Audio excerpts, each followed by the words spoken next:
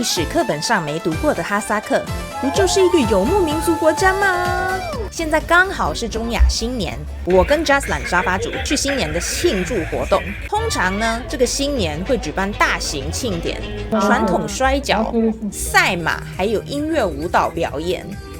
然后人们会互相拜访亲友，共度佳节。中亚的传统新年叫做诺鲁兹节，它是源自于古波斯文化，在每年的春分日，通常是3月21号庆祝，象征春天的到来、万物复苏跟新的一年的开始。哇，到处都在卖哈萨克传统美食波斯香饭，很好吃，但是饭超硬的。我现在在清真寺啊，我的沙发主名叫 Jaslan， 哈萨克语意思是年轻的战士。他是个长得很 man 的，很像日本人的哈萨克人，是我6年前在香港接待过的沙发客。6年来我们完全没联络，我忽然丢给他一句：嘿，我要去哈萨克了，可以住在你那边吗？这就是用 Couchsurfing 的好处啊，到处住朋友家，免费。阿斯塔纳的好处是著名景点都在附近，走路去附近的三角建筑吧。话说，原来哈萨克人有很多人长得跟我们华人一样，只是穿衣风格不同。我不讲话呢，是可以假装成哈萨克人的。哈萨克男人很 man， 也比较高大。有些哈萨克人长得很像日本人，轮廓比较深，鼻子比较高，还有一部分是俄罗斯的后裔。因为哈萨克也是前苏联的领地，还有蛮多是韩国人的后裔，所以很多人的姓氏是金。当地也流行韩国的餐厅。我真的没想过哈萨克这么先进市区的建筑物都很有设计感，到博物馆了，是蒙古包Yoğurt。这个著名的金蛋是做什么的呢？大家都来摸哈萨克第一任总统的手印啦。抵达首都阿斯塔纳机场就可以买 SIM 卡，哈萨克店员还会讲中文，帮你设定好。阿斯塔纳的公车只能用 QR code 支付，而支付只能连接哈萨克当地银行账户或信用卡，那就是不能搭公车嘛。他叫我拍照 QR code 传给他，他帮我给钱，再回传支付证明给我。我这次去了完全没游客去的俄罗斯旁边的 Kostanay 小镇，搭联航去只要1小时，结果我一出机场一下飞机就被骗了。我用当地的 App Yandex 叫车，那系统一直不给我用信用卡支付，所以呢，我在慌乱之中把1万元误认为1000元给了司机。我还要一下车，我的朋友就传讯息给我，跟我说要记得把钱数好，因为当地只有司机才会骗你，没有马上跟 Yandex 客服中心说这一件事情。结果客服竟然回应我，他们跟司机讲过了，司机跟他们说没有多收钱。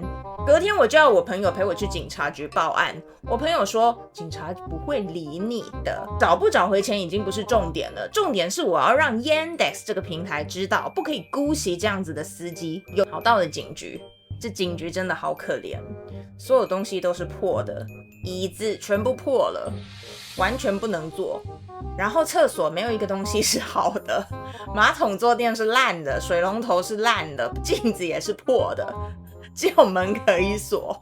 我们等了15分钟，有个警察走出来跟我们打招呼，他看起来就是刚睡醒的样子，然后他打开他画满涂鸦的笔记本，开始问我问题，然后又开始在那边画画。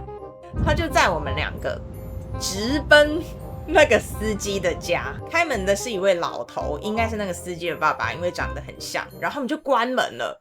过了一阵子之后，那司机呢就出来了，我看着他，他看着我，我就摆臭脸给他，恶狠狠的瞪他。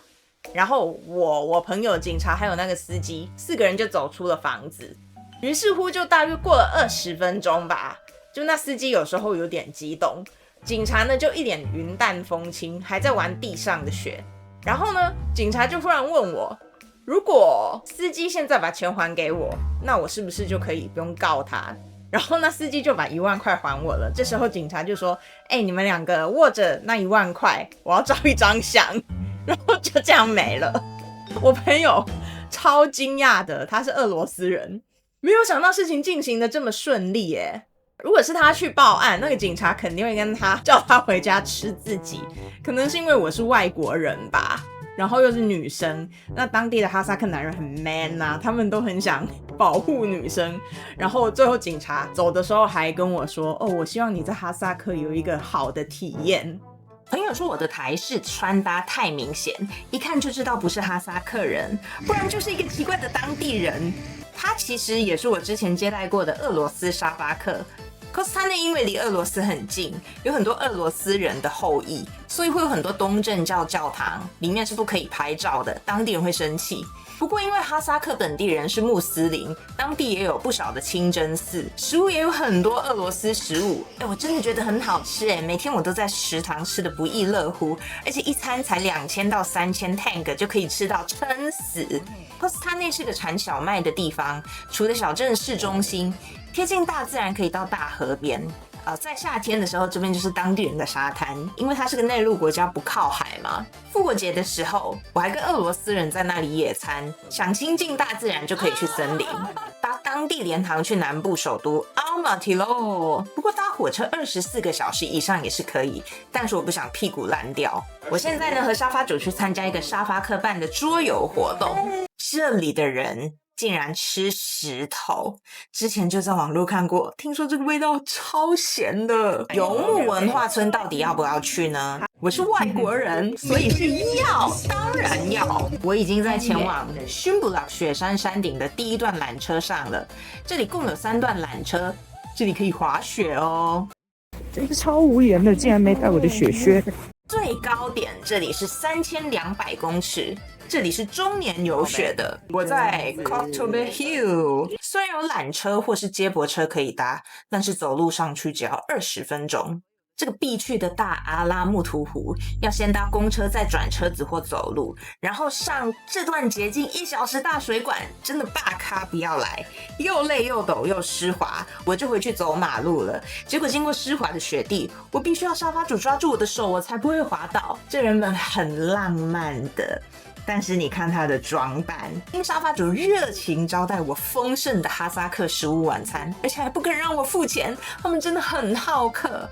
早上4点，他就载着我出发前往黑峡谷，路上很多动物，好可爱，竟然还有以前的监视站呢。因为这里是吉尔吉斯的边界啊，所以到这些地方参观要带护照。靠近边界的时候，有时警察会查，这个地方不能下去啊，只可以远观这个黑峡谷。坐小巴前往堪底湖咯。这个堪底湖1911年地震山崩形成的，那湖中呢就竖立着很多枯木的树干，因为湖水常年冰冷，所以这些枯木都没有腐烂。Hossack Lake 呢，交通简单多了，也很漂亮，还可以划船。我们太晚去 Charles Canyon 峡谷了，在峡谷步道，我们走得很快，因为天快要黑了。哈萨克最令我印象深刻的就是极度好客，他们平时板着一张脸，但是对待旅客真的是无微不至啊！相信有一天我会回来再见我之前的沙发主的。